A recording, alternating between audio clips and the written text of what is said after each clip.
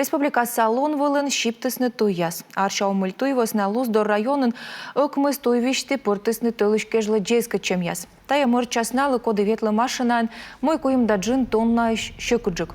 Сымынса часолы щас май шашены. Мукот регион ясыш водитель яс ос кучишны джейска чемы. Не важен та честуй, а с чем вылалощеды сыджи двор переработай тановмас. Много лет это, конечно, проблема, и жители всех отдаленных населенных пунктов, и Верхолузии, и Оньмисе, и Велдоре всегда поднимали эту проблему о том, что дорога, вот этот участок 13-километровый, он практически приходит в негодность, особенно весенний-осенний период. К сожалению, лесозаготовители, в основном в Кировской области, которые там работали, они не следят на наши ограничения, вводимые администрацией, и заезжают под знаки и разбивают дорогу, особенно как раз весной и осенью. Сточка дмыдыра лоасны джеска чемяс профильное ведомство на изындыны. А шуам колям во таевалы октябрюк мы седлунчань, да как ямус дас инын.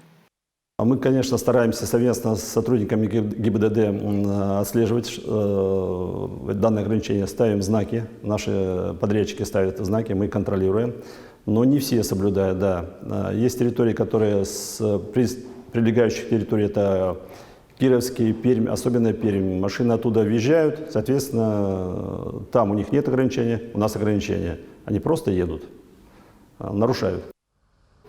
Буря витво джейска данкад и извещивлы пан 6 октябрен мате оти тылышкажлы.